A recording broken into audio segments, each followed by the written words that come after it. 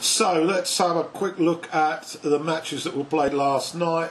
There was 4 of them in total. Let's start at the Etihad then. Manchester City at home to Newcastle. First appearance for Stones for some time, in for Laporta, who was on the bench, and Walker was there with him, and also Sterling and Gundogan. Up front for Newcastle was Gale, but Almiron and St Maximin injured, so they weren't in the side. Early on, at 2 minutes, and it was Mahrez creating havoc, produced a good save from Dubravka. Then 9 minutes,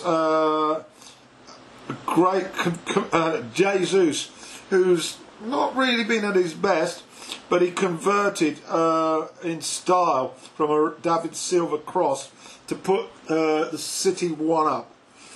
Into 20 minutes now, and Newcastle gave the ball away, and Mahrez completed the De Bruyne pullback from the byline, and it was 2-0 to City.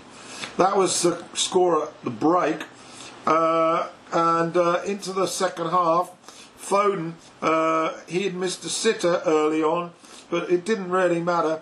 57 minutes, Jesus again clicking and got to the 6-yard box, and Richie and Fernandes seemed to get in each other's way trying to clear the ball, and it hit one of them, not quite sure who, and ended up in the back of the net. Own goal, City 3-0.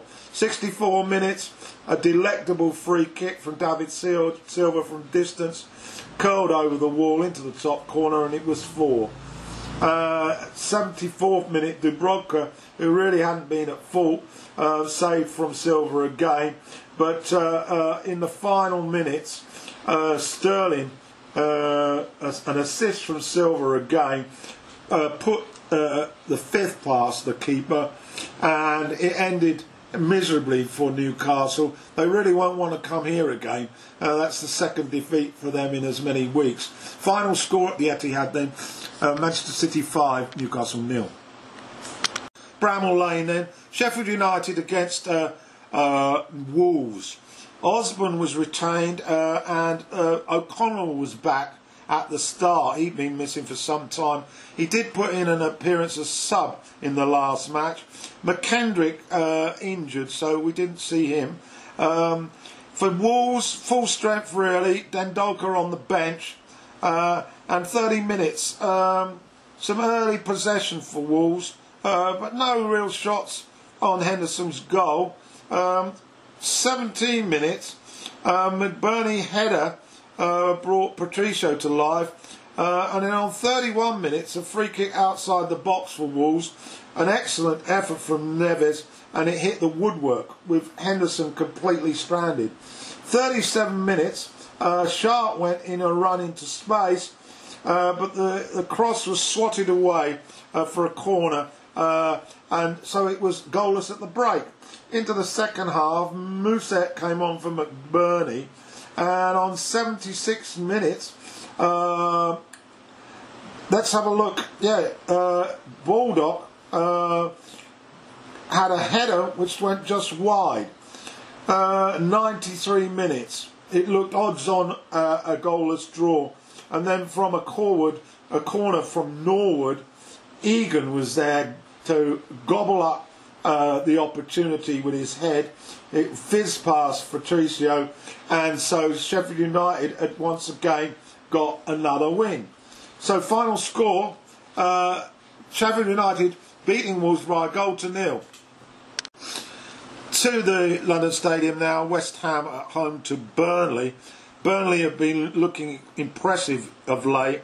West Ham, well, they've had some good results, but they tend to oscillate between a win and a loss. Haller was back on the bench. Joining him there was Lanzini and Noble. Yarmolenko in from the start. Burnley, they didn't risk Wood from the start, although he was on the bench. And of course, they've still without their captain, who's been injured for a while. 7 minutes, a chance for Peters, and his effort went over the bar after Vidra had laid it back neatly to him. A good chance for Burnley, and 28 minutes, Pope into action, following a deflection that Soucek landed onto, and his volley, as I say, was palmed away by Pope. 7 minutes, the breakthrough for Burnley, a tremendous header from Rodriguez in the penalty box, and it hit the top of the bar but crept over the line before the keeper Fabianski could do anything about it.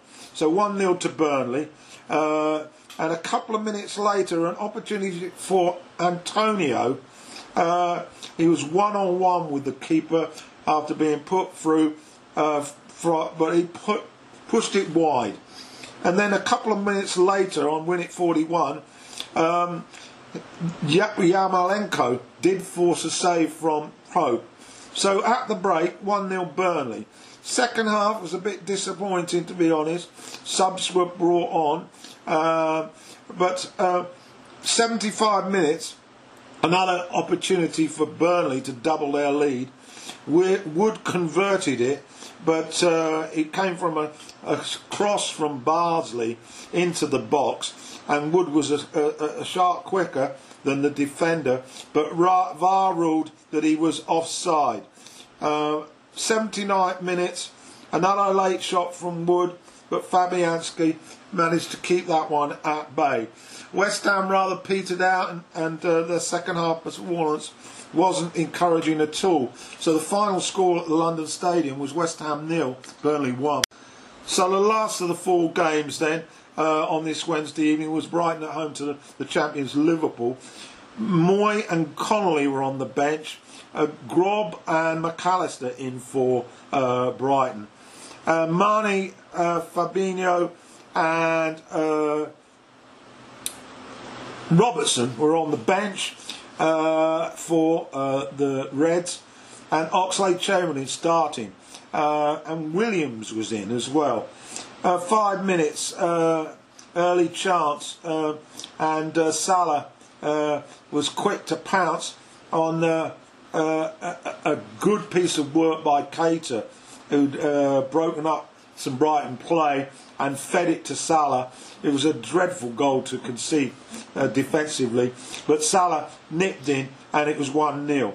7 minutes, another defensive lapse from Brighton, and again Salah was involved, and he managed to flick the ball back to the advancing Henderson, and his shot was a superb one. It went across the keeper and into the corner. That was 2-0 for Liverpool, and we'd only played 8 minutes. 30 minutes, first opportunity on counter for Brighton.